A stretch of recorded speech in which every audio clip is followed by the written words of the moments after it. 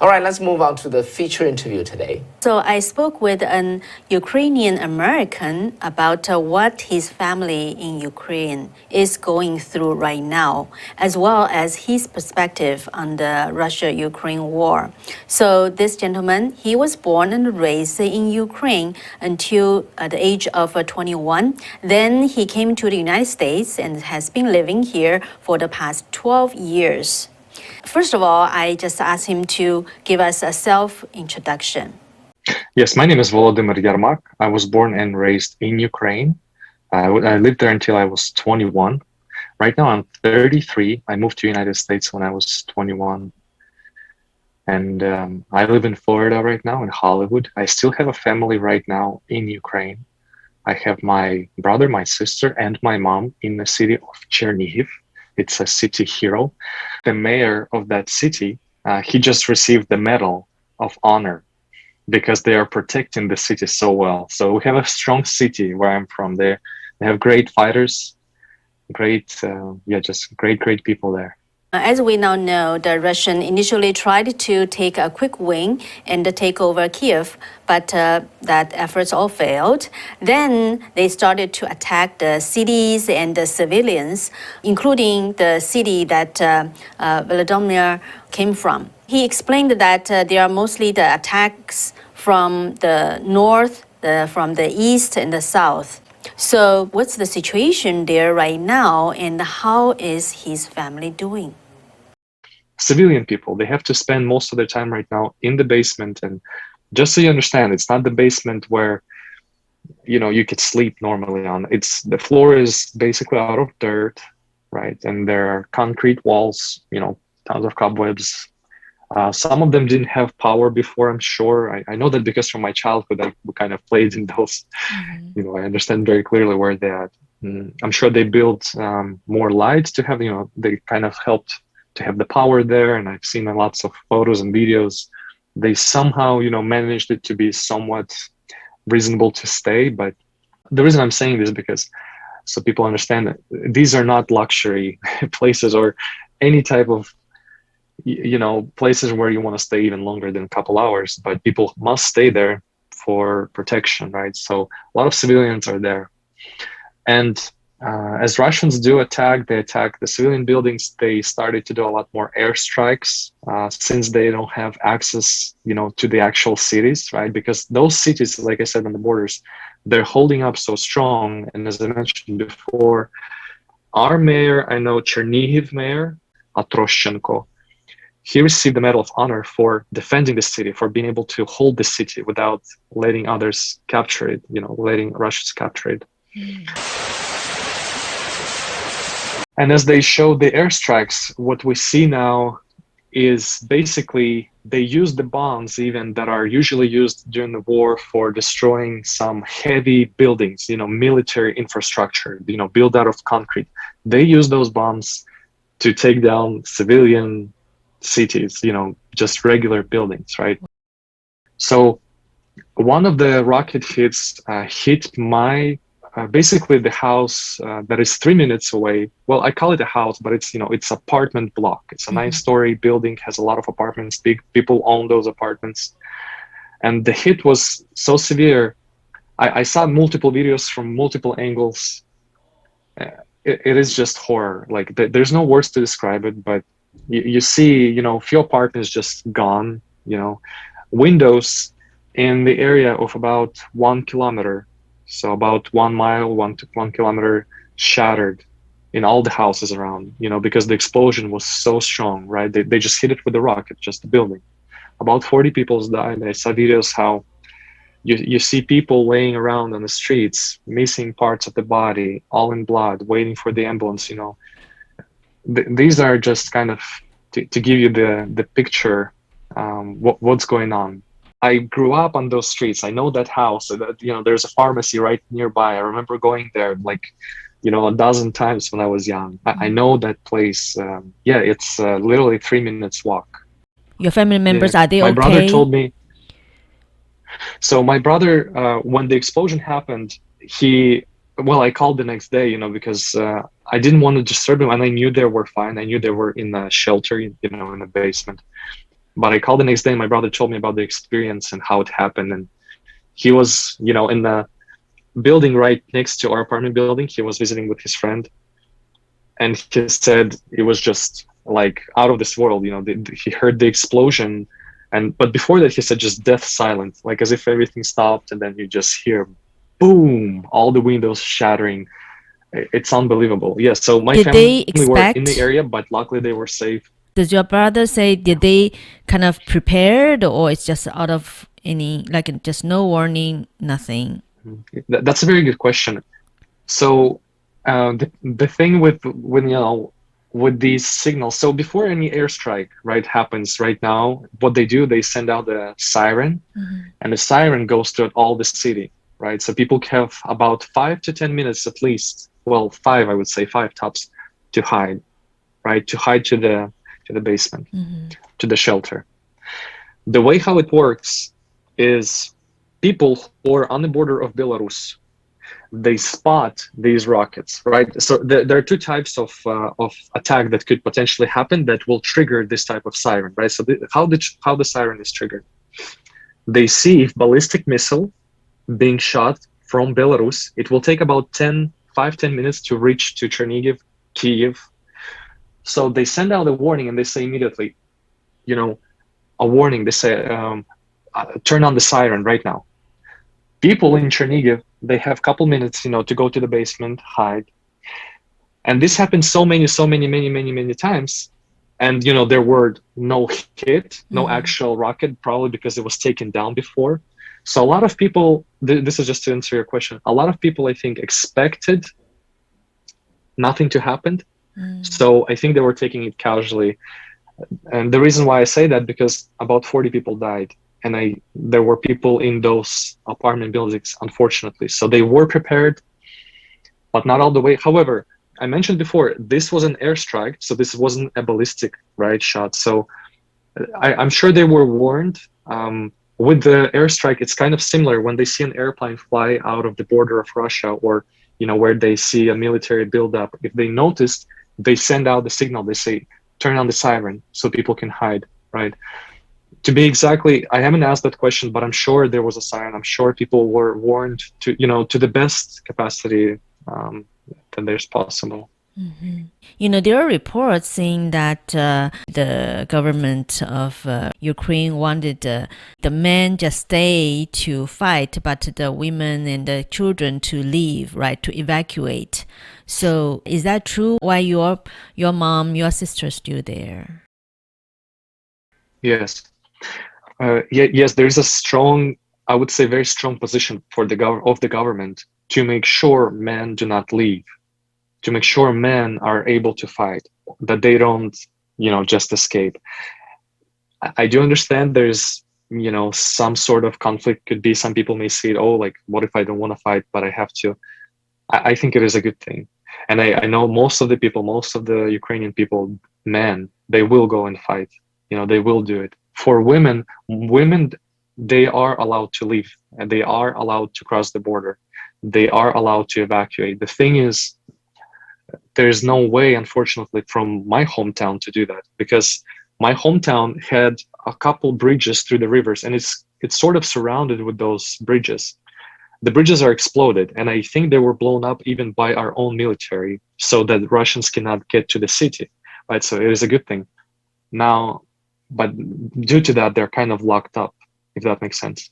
My sister, she helps the local military in Ukraine. They cook food for them, they support them, they help get water to them, because there are block posts basically throughout the city and around the city. And so my sister is involved in that way. My brother, he isn't involved in any way. He's taking care of my mom. My mom is older, so I think it's a great thing that my brother is taking care of her, instead of being involved in the military. So do you know if they have enough supply? That's a good question. And that question makes me, a little emotional, because I'm, every day I'm thinking the same way. Like, I'm thinking, like, do they have enough? Will they be able to survive? How is that playing? And, moms, they don't want you to worry, right? Sometimes they just don't tell you everything. So I have to find out from my friends, like what exactly is happening, right? So the situation is next. And if I understand correctly, it's different in every area of the city, because there are blocks within the city which restrict people from, like traveling to like one of the sides of the city. So if somebody ran out of groceries, let's say, right, they could have a problem there, but the other side may not have a problem. There are volunteers who travel, and you can basically, drop them money to their card. They'll deliver groceries to you. You just give them a list, whatever they have, of course. Sometimes they may not have. So what I've been doing, I've been raising funds actually, and I ask all my friends on Facebook. I sent them personal message. Friends from United States. I have a lot of friends from United States, and they send cash daily. And we raised some money, and we dropped the money directly to the cards of my friends in Ukraine. I contact a lot of my friends in Ukraine. I ask them, how are you doing? Do you have enough cash? Do you have enough food? Do you have enough water? What's your situation? And so currently Chernihiv is doing, I would say, semi-okay. They don't have, meat in the stores, but they have what they need. And my mom told me, like, she doesn't want to eat. She says, because the feeling psychologically that you have, you just don't think of food, which is, I can kind of understand, but it's really hard to grasp. Like, that's not the thing that she worries about. So I have to like insist and say, Mom, like, you got to understand, like, this may take months. We may not be able to do anything for a year, like, but you have to have that, the supplies and everything. So Chernihiv basically is not on the brink of humanitarian crisis. It's doing well, but for how long, nobody knows. And I think Ukrainian government may not want to say, or give that kind of estimate publicly, because we don't want, people to panic. There's already enough on their plate. So. In terms of why Putin decided to invade, from your understanding, why did he do that? There's a sort of a long pretext to that answer, why he does that. And I'll do my best to, make it concise and sweet, short and sweet. Basically, Putin always wanted to have, this is the strategy of Russia, just so you understand. They come with the peacemakers into a country.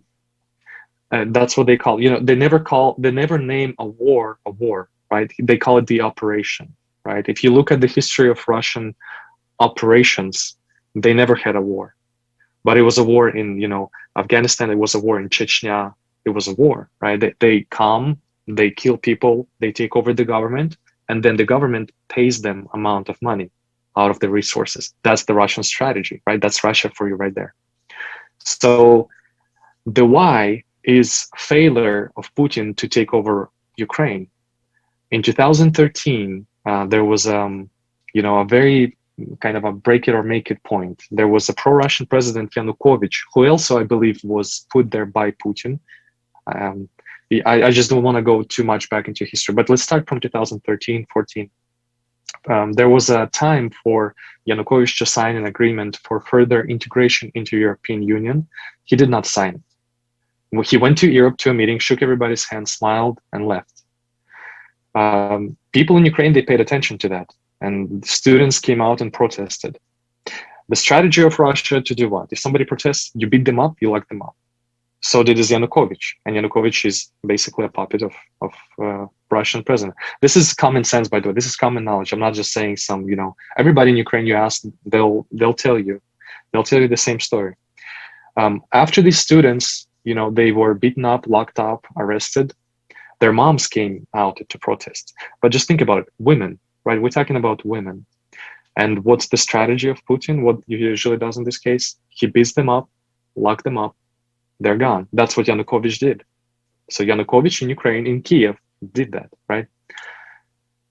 Maidan woke up. Hundreds of thousands of people came out to the cities and protested. In Kiev, particularly, was the most, right? That's where it started. They protested and they said, why are you not signing the agreement? We want European integration. But it was pro-Russian president, so you see there is a conflict because he wants to take Ukraine through the same strategy so that it will just pay a fine or a fee, right, for its existence, as Putin thinks other countries should do. So that there's a conflict. And so Yanukovych is trying to push down Maidan. He's trying to, to just get rid of it. So he sends a lot of militia to beat the people, right? There's a big fight, and he cannot conquer it because there's just too many people. So he gives an order to shoot people, and they kill about 100 people. Now they're called the Heavenly 100. They're heroes of Ukraine. There's a rumor, I don't know if this is confirmed, but there was a rumor that people in Maidan started to have weapons as well. They gathered the weapon and they were going to take over the military. At that night, Yanukovych flees from Ukraine. And that's a pro-Russian president. He is not elected by the nation. He's not elected by the people. We could see that they don't want that, right? Then we have different election. By the way, and during that time, what happens? Putin brings his own soldiers to Crimea and to Donetsk and to Lugansk. That's when this conflict starts, right? People without recognizing signs, they take over the government buildings and they proclaim them as self-republics. Putin brings his own people that are paid to protest and say, we want a republic. We are the people of Donetsk. But those are not people of Donetsk. Those are people from Russia. And so you have this very, very misleading evil, literally, pretending, that there's a freedom that people want, but that's not the case. That's how propaganda works. That's what Putin did. So since then, we have this conflict, right? And it's ongoing conflict, and we're trying to get it back. Those parts, Crimea, right? And so is Lugansk and Donetsk. Nothing happens, nothing works. We cannot get through because there's a military. We see that there's weapons from Russians come to those areas. And then, so many years later, 7 years later, you see President Zelensky, who finally makes a decision to shut down Russian propaganda in Ukraine, to shut down Communist Party. Throughout the years, they did it. But last year, there's a billionaire, his last name is Medvedchuk, and he's a godfather of Putin. He's being arrested in Ukraine. And the channels, the TV channels that are pro-Russian, being shut down. The intelligence of Ukraine says in December 2021, there's $1 billion that Putin is actually dedicating towards overthrow the government in Ukraine. And they tried to get other billionaires involved in it. Renat Akhmetov, he's from Donetsk. So Zelensky gives a press conference, 6 hours, just talking to journalists, just answering their questions. I watched this whole interview. I never do that, but I watched the whole interview. I wanted to understand. And I see Putin got to a point, he kind of got tired of not winning. And so here you have the why. Here you have the why, because I think he's heard personally, I think Medvedchuk and other strategies didn't work. So he just has to use power. But that was his goal initially throughout many, many years. He failed. He couldn't succeed. He just proceeds basically what he's been doing before. So I hope that answers that question. I'm sorry it's so long and open, but I really want people to understand this is not just, like he woke up, just a month ago and said, oh, since we have, military trainings there, let's do an invasion. That's not how it worked. It was long planned ago, and yeah, this is just he failed something, and he just took it to another level, basically. Yeah. You mentioned how Putin has always trying to do this, right? Or just to take over Ukraine. Do you think the Ukrainians have been prepared for this? Unfortunately, I think people were not prepared because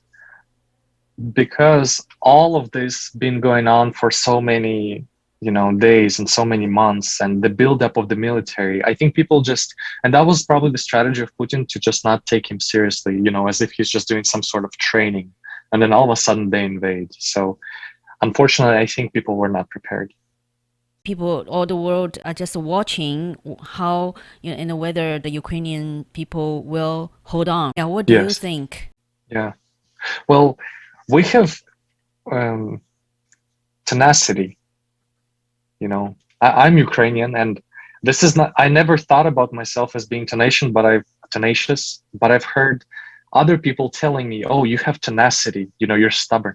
And I never noticed that. But I think I got a little bit softer since I lived in the West for so long, and maybe I'm not as tough as I probably would have been if I would be in Ukraine. But I could tell that Ukrainians are very strong people, very strong. And I believe fully that if there is somebody to stand up against Russian military, it is people that are like them, but kinder and with God. And these are people from Ukraine.